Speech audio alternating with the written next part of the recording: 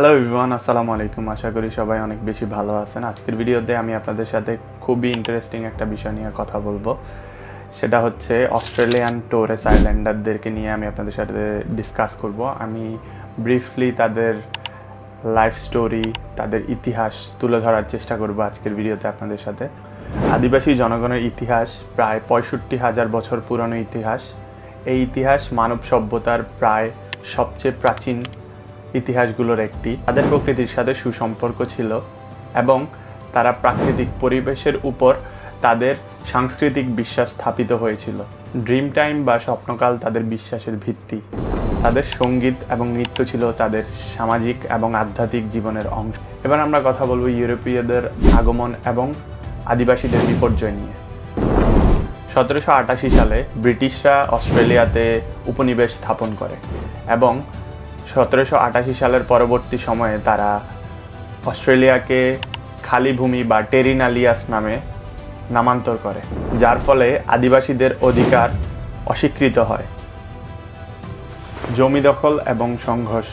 1788 থেকে 1901 সাল পর্যন্ত আদিবাসীদের উপর অনেক বেশি সংঘর্ষ এবং তাদের প্রচুর পরিমাণ জমি দখল করে নেওয়া হয়। ইউরোপীয়দের আগমনের পর আদিবাসীদের উপর জমি দখল এবং নির্যাতনের পরিমাণ বাড়তে থাকে। আদিবাসীরা তাদের ভূমি হারিয়ে কৃষি জীবনধারা এবং শিকার থেকে বঞ্চিত হয়। গণহত্যা এবং সহিংসতা। আদিবাসীদের ইতিহাসে সবচেয়ে বড় গণহত্যা যাকে বলা হয় মাইল ক্রিক গণহত্যা বা ম্যাসাকার। 1838 সালে করা হয় মাইল ক্রিক গণহত্যা বা ম্যাসাকার, যেখানে 28 জন আদিবাসীকে একই সাথে হত্যা করা হয়েছিল, যা আদিবাসীদের বিরুদ্ধে করা সবচেয়ে বড় গণহত্যা বা সহিংসতার একটি নিদারুণ দৃষ্টান্ত। রোগ ও মৃত্যু। ব্রিটিশদের সাথে আগত রোগ, বিশেষ করে গুটি বসন্ত, যা ধ্বংসাত্মকভাবে আদিবাসীদের আক্রমণ করে এবং যার ফলে অধিকাংশ আদিবাসীরা মৃত্যুবরণ করে। Stolen generation. শিশুদের পৃথকীকরণ। 1878 সাল থেকে 1969 সাল পর্যন্ত সরকার এবং মিশনী সংস্থাগুলো মিলে অনেক আদিবাসী শিশুদেরকে তাদের পরিবার থেকে আলাদা করে নেয়। এই শিশুদের শ্বেতাঙ্গ পরিবারে পাঠানো হতো যেন তারা তাদের সংস্কৃতি এবং পরিবারকে ভুলে যায়। এই শিশুদের অনেকেই শারীরিক, মানসিক এবং যৌন নির্যাতনের শিকার হয়েছিল। ব্রিঙ্গিং দ্যাম হোম 1997 এই রিপোর্টের মাধ্যমে শিশুদের উপর চালানো সকল নির্যাতন, নিপীড়ন এবং সহিংসতাকে বিশদভাবে তুলে ধরা হয়েছে। বর্তমান পরিস্থিতি ও চ্যালেঞ্জ। অর্থনৈতিক ও সামাজিক চ্যালেঞ্জ। বর্তমান পরিস্থিতিতেও আদিবাসীরা বিভিন্ন ধরনের সামাজিক এবং অর্থনৈতিক দারিদ্র্য এবং বৈষম্যের শিকার হচ্ছে। আদিবাসীদের জন্য চাকরি, সেবা, চিকিৎসা সব কিছুই সীমিত, যা তাদের সামাজিক অগ্রগতিতে বাধাগ্রস্ত করছে।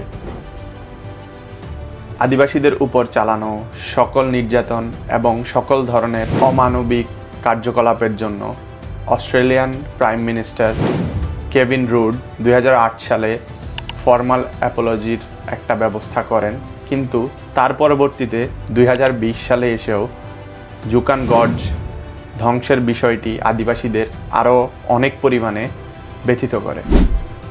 আদিবাসী সম্প্রদায় এখনও তাদের ঐতিহ্য এবং পবিত্র স্থান রক্ষার জন্য লড়াই করে যাচ্ছে। এখন আমরা চলে এসেছি এই ভিডিওর এন্ডিংয়ে বা উপসংহারে।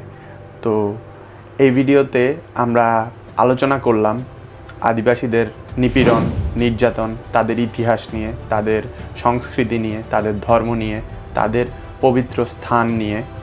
সো আমাদের এই ভিডিও করার একমাত্র উদ্দেশ্য হচ্ছে আপনাদেরকে বার্তা দেওয়া যে আদিবাসীদের এই ইতিহাস শুধুমাত্র তাদের ইতিহাস নয়। আদিবাসীদের এই ইতিহাস মানবতার ইতিহাসের একটি অংশ।